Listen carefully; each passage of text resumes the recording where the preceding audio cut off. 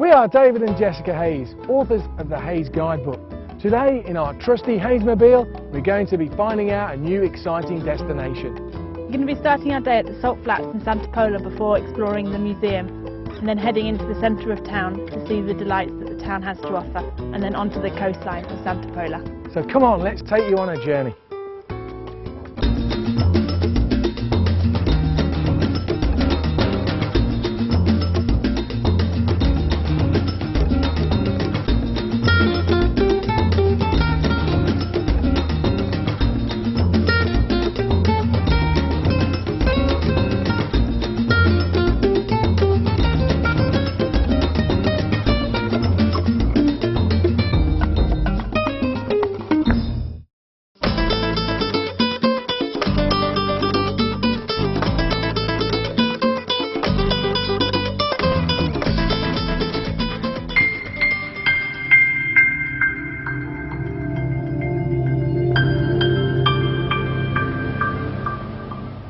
Love today, Jess. All about Santa Pola, the Salt Flats, the town centre, and then a scenic drive through to El Altat. I know, it's all exciting, isn't it? Brilliant. This area is so beautiful, and used to be connected to the Hondon National Park, didn't it? It went all the way. That's it. It used to be a hunting and fishing ground for one of the dukes of the area, and then they decided to turn it back into salt works in the 1800s, and since then it's been a working salt farm. That's right, there's two salt farms that farm the area, isn't there? There's the larger one to the north with the famous Blue Bridge. Brastel Port. That's the one. And then just to the south, quaintly situated inland, is the smaller one, isn't it? Bon Mati. Bon Mati. And how it works, the seawater brings in the salt, and then there's lots of different fields dotted all around this huge area. The sun evaporates the water as it moves around the course. And the salt gets moved between each field. And then as they get to the end, the density of the salt is a lot heavier, and they use the machinery then to harvest it. You'll often see lots of ships out at sea, and they pop them on the ships and take them off to Northern Europe and use it on the roads and North America as well. And also they say about this area, it creates such a healthy atmosphere. The World Health Organization, they rate it very highly as a healthy place to live. Because the salt dries out the atmosphere and is good with people with arthritis and other conditions like that. Also here, Jess, the iconic Tamarit Tower that is similar to the ones we saw on the Orihuela Costa. Down in Cabaroy, that's it. They were used as a system of watchtowers when Tabarca Island, which we're going to have a look at later, was the home of the pirates. And the pirates used to invade the coast regularly. They used to light fires to warn the people up and down the coast that the pirates were invading, and during the day they used the smoke from the fires, and during the night the light from the fires to act as a signal to tell everybody to watch out for the pirates. But I don't like it since it's been renovated. I used to like it as a crumbling old iconic tower.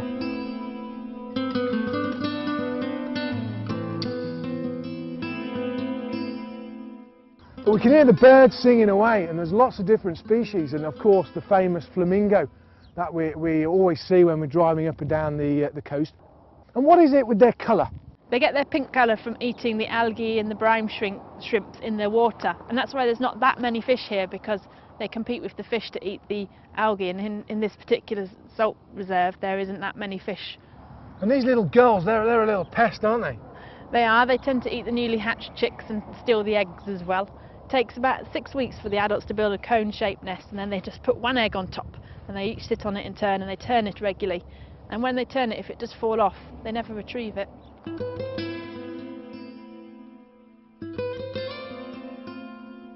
And what I love about coming along here, the sun sets over that mountain. Oh, it's lovely at And sunset. as you know, don't you, some of the reflections you get off here are quite truly stunning. So we always pull up whenever we get a good sunset. So any romantics amongst you, pull in here. If you want to say any sweet nothings to your loved one, this is one of the places. Very romantic, isn't it? Lovely.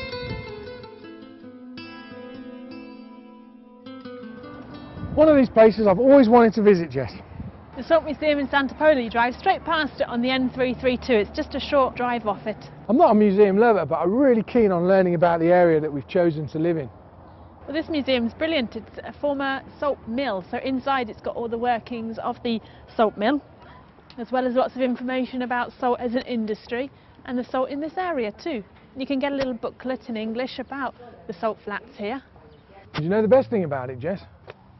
It's free. It's free. Let's go on in, shall we? That's interesting, yeah. This is good, isn't it? Yeah, it's really interesting. Oh look, there's the mill. Wow. It's great when you see things like that from how it used to be. The harness of the horses when they pulled them. Here's the salt. Oh wow. So this is the salt that we saw being farmed in the... This is how it ends up. It does say don't touch. I don't know.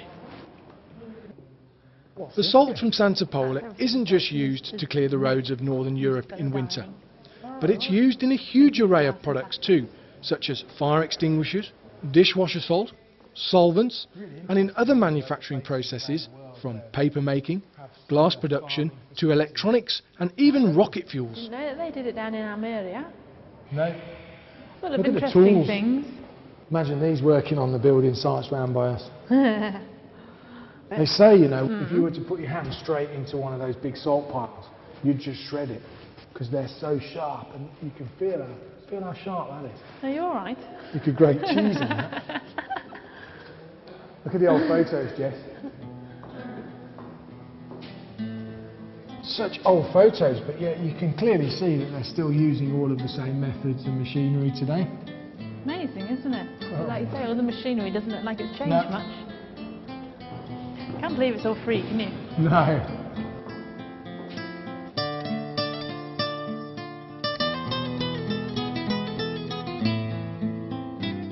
In fact, the method of salt collection has varied little over the last 2,000 years and is still a significant industry in the area, producing hundreds of thousands of tons of salt each year, exporting as far away as North America.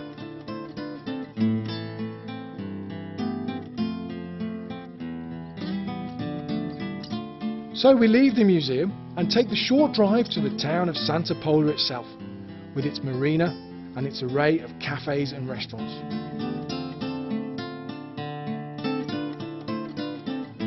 Great, Jess, isn't it? You know, cloudy day, but you can still come down here, and that's what it's all about. Just because you look out the window and the sun's not shining, it doesn't stop us from coming out, does it? Even if it is raining, the good thing about Santa Pola is that the length of the promenade. It means you don't get your shoes muddy because it's all paved. It's beautiful. You can isn't go it? for a couple of kilometres easy. It is one of my favourite towns along the coast, actually. Really is, and there's not a lot of expats come here. You know, Torrevieja has a lot higher population. Santa Pola it has that much more of a Spanish feel to it, I feel, when we're here. Great place, Jess, isn't it? It's beautiful, beautiful marina, and it's a very large marina as well. Yeah, it has 550 berths, always expanding as they're developing it throughout the years. It's because the mouth of the marina is so wide. It's 220 metres wide and 8 metres deep, so it can take a lot of the bigger boats that other harbours can't. But this marina is great for a sports enthusiast like myself. It's got a dinghy school, a light sailing school, 2 diving schools, lots of opportunities to get out on the Mediterranean from here. And some very nice cafes. Of which, to be fair, we didn't really want to tell you about this, but this is actually our favourite hangout, isn't it? It is. You're so close to the water, you feel like, especially on the hot summer evenings, you want to take a dive in. I like it. It's clean. It's got a little bit of class on these lovely chic cafes down here on the front. So if you do come down and spot us, say hello. But don't tell too many people.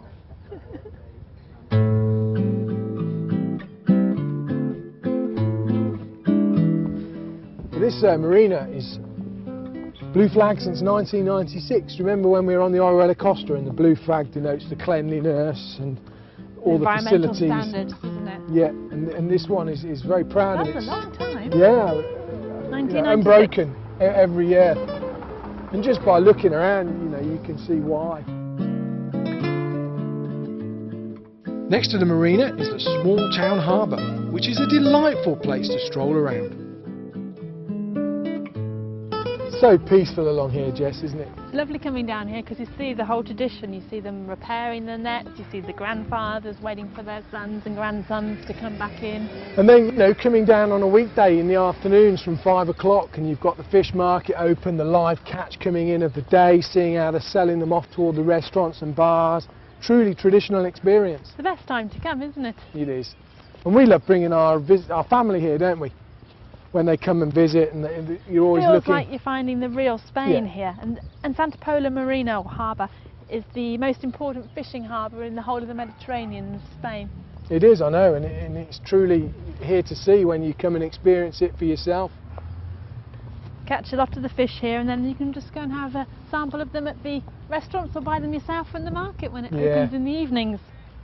The first time I ever came here, the one thing I remembered was the granddad sitting here waiting for his son to come in. And on there was his grandson as well, and he was watching them come in, helping them unload the crates. And it was just such a traditional thing, and obviously it had been in the family for generations. It's just a real Spain and their tradition.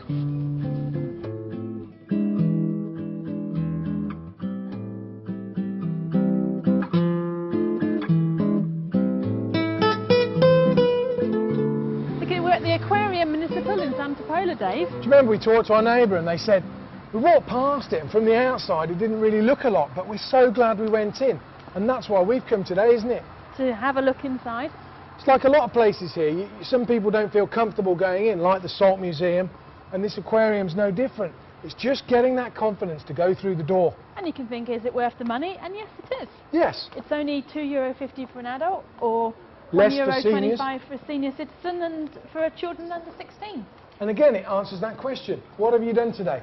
Oh, we went to the aquarium and we learned so much in Santa Pola. We've walked past it so many times. And we've often thought of bringing our nieces and nephews here, haven't we? It's a great place to come on a rainy day or to come with children. Oh, wow. Look how many tanks they've got. It's quite large, isn't it? It's fantastic, isn't it? So peaceful watching the fish. Oh look, there's a starfish right in the back there. See the orange? Wow.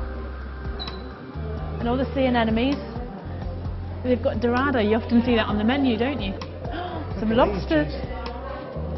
Oh, is that a little shark? Yeah. I'm like a little kid. Look at him. Really nice. Oh, everyone's going to love this. What a rainy day option. What a great rainy day option. It's really interesting to come in here and see all the fishes that the boats outside will be catching. It's a lovely combination, isn't it? You've got one of the busiest and most important fishing ports in the Mediterranean, and this is all of the fish that they go out on a daily basis to catch. And it's also fish that you see on the menu as well. You've Yeah. got the dorados here that they cook, and you The can tuna, eat. look at the size of these tunas. Oh, Huge look at fish. these lovely stingrays or flat rays. Look at their faces. These are beautiful. Look, Jess, either that tuna's a bit grumpy, it's had a row with its fellow fish, or it's just relaxing, like they all do in the afternoons here in Spain. He looks like a right grandad, doesn't he? He does. He's got a real grump on, hasn't he? In the corner, sulking. Oh, brilliant. Even fish have characters. Look, there looks like two eels hiding in the tubes. Wow. That's the Congra eel. Marina. Look at this Actually, one here, Jess. You can hardly see him, Look can how you? camouflaged that is. It gives you a great indication of how they survive in the real world. And there's that one there. Can you see it? Yeah. It's almost like the rock itself, isn't it? It comes to life. Well, Dave, I've seen them on the menus. Have you ever seen them real life? Wow. Look at that octopus swim. Oh, he's got his tentacle caught on the window. I've got to be honest, Jess, I'm quite speechless at that. It just makes you realise that all of these museums and this aquarium is a prime example. If you don't walk through the door, you're missing out, and I can't believe how much I've enjoyed this. Look at him, look at the way he's sticking to the side of the tank with all of his Tentacles. tentacles and oh, It's certainly worth the entrance to come on in. unbelievable. And also as well, you can leave this museum out into the fishing port and see them coming in, knowing that what the different types are, because you're reading all the information. Look at those tuna, Jess. They're massive. Makes me want to have one for lunch. And you don't even like to eat And fish. I don't like fish.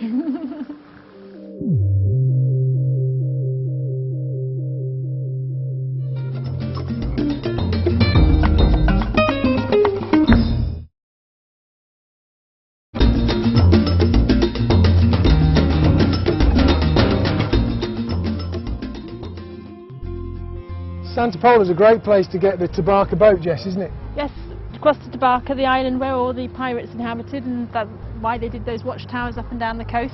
It's very popular. You've got the two options. You've got the larger tourist boat, which goes from Torrevieja, Santa Pola, all the way up the coast. Or you've got the more private taxi. If there's a group of you, you can just come, and sometimes it works out cheaper to go in one of these more personal vessels. And also easier because it's there when you need it. I know which one I'd rather have, Jess. Taxi! Taxi! Only a few minutes walk away from the port is Santa Pola's oldest building. So here we are in the fortress in Santa Pola. A lot of people don't often make their way up from the sea into the centre of the village, but if you do take the opportunity, you can visit this 16th century fortress. It's a beautiful fortress, isn't it, Jess? And it's not just about the fortress. It has lots of exhibitions, museums, and even a chapel. The castle was built in the 16th century That's to right. protect all of the local populace from the pirates who inhabited the island of Tabarca. It was built by Italian engineers and housed all of the families of the soldiers that fought, like you say, the Berber pirates that took over Tabarca and were trying to conquer these shores, but they didn't quite manage it. No. It's only €1.70 to get into both museums, The Museum of the Fishes. fishes and also the Museum of the Sea behind us in the opposite corner. It's nice to come up away from the coast in Santa Pola. You get to visit this fortress and also the Parma Park, Yes, with its Roman villa. which has fantastic Roman mosaics on the floor. The area was inhabited by the Romans, and the Romans are responsible for a lot of the little villages that have sprung up around. That's right, this was the first settlement of Santa Pola. This is where it all began, right on this spot. The acoustics in here are fantastic. They have many cultural events in here, Jess, don't they? They have a lot of concerts and medieval markets, and it really adds to the atmosphere. Can you imagine sitting here on a summer's night with a live orchestra playing in such traditional surroundings? It really would be great. So get down to the tourist office, find out when their events lists are, and you too could enjoy one of those evenings, or just simply arrive and come here in the daytime to visit what's on offer at the fortress.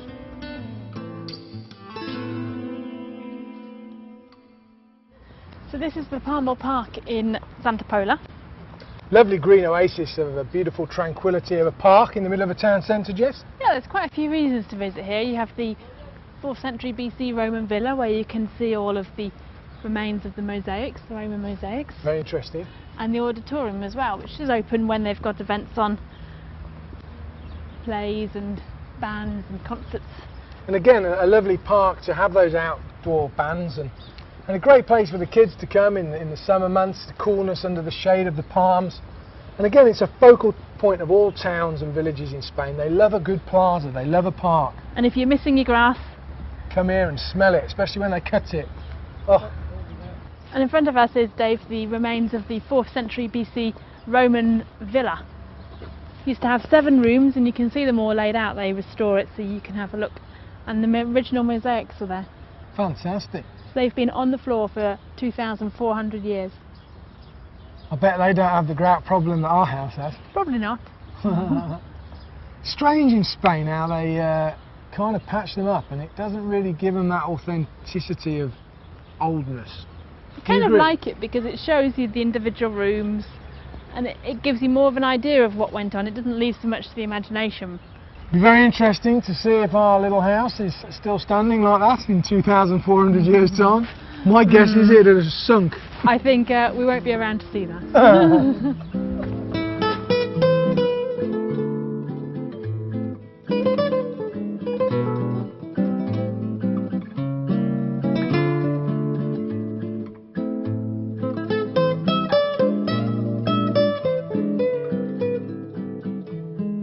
Beautiful, the beach in Santa Pola. It's got 15 kilometres of coastline. All with different safe codes as well, with these little jetty spits that are sticking out. Well, it helps keep the 11 kilometres of fine sands, because these stick out so that the sea doesn't take the sand down the coast of La Marina. It also makes them nice and safe for the young children, with a nice little calm bay for them to enjoy their swimming in the summer months. It's also quite windy on these beaches, Jess, isn't it? It's a well-known place for kite surfing, but to the beaches to the south of the town, Playa Liesel. Generally the wind gets up in the summer about midday, So if you do like to see the kite service, that's the time to go. And you can always see them as you're coming down 332 and you wonder what they are. But to the north is one of our favourite destinations. It's our promenade walks, which just stretch for kilometres and kilometres along hidden little coves and treasures of places that you wouldn't normally see, and everybody locally associates the coast road as the N332, when in fact there's another coast road which is the hidden treasure that we're going to take you on a journey through today. And it gives you great views of the city of Alicante, but it is virtually untouched, and you can just see the cliff tops of Gran Alacant with the superior sea view properties commanding a hilltop location.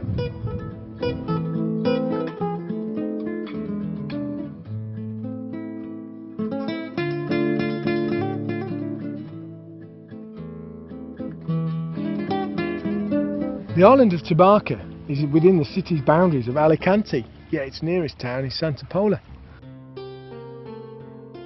The local census, which was taken in 2004, counted only 98 inhabitants within its postal code. It used to be called the island of St Paul's because it's believed that St Paul disembarked on the island, and then it became a refuge for the Berber pirates in the 18th century, before it was turned into a military fort and became the home of 300 Genoese prisoners, which is where it gets its current name from, the island of Tabarca, because the prisoners came from Tabarca Island in their homeland.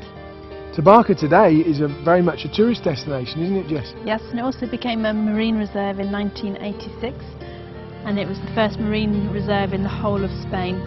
It's very popular with people coming and scuba diving, as the coral reefs are rich with marine life, some of which we've seen in the aquarium today. And it was the last Mediterranean location of the endangered Mediterranean monk seal, which has been successfully bred before it was extinct in the wild in the 1960s.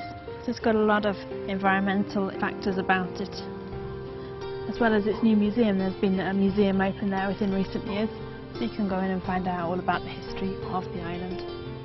You can visit the island from various locations up and down the coast, from say Alicante, Santa Pola where we've been today, Torrevieja, Guadamar has a new route now, so many tourist boats or taxis take you to the island, and they say that in the height of summer that up to 2,000 people can visit the island in one day. I mean, amazing, isn't it? Small population, and then all of a sudden between 9 and 5 you've got 2,000 people.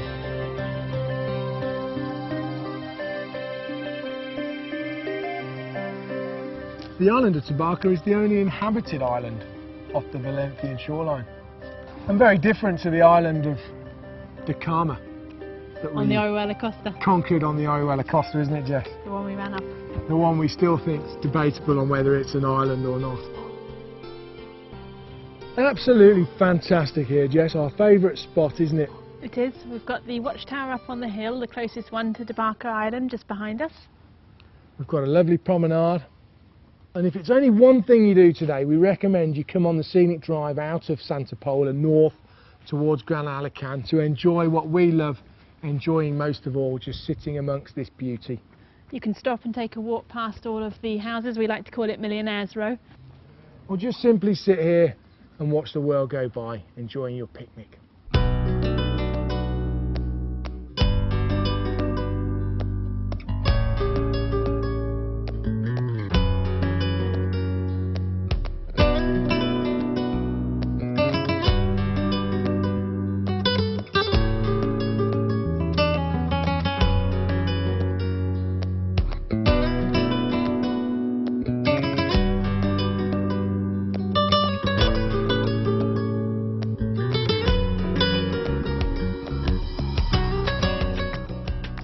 What a fantastic day we've had today. I can't wait to get back and tell everyone what we've done. To find out more about the area, get yourself a copy of our guidebook, The Hayes Guide, or log on to our website www.hayesguide.com to find out all the information about what there is to see and do in the beautiful Costa Blanca.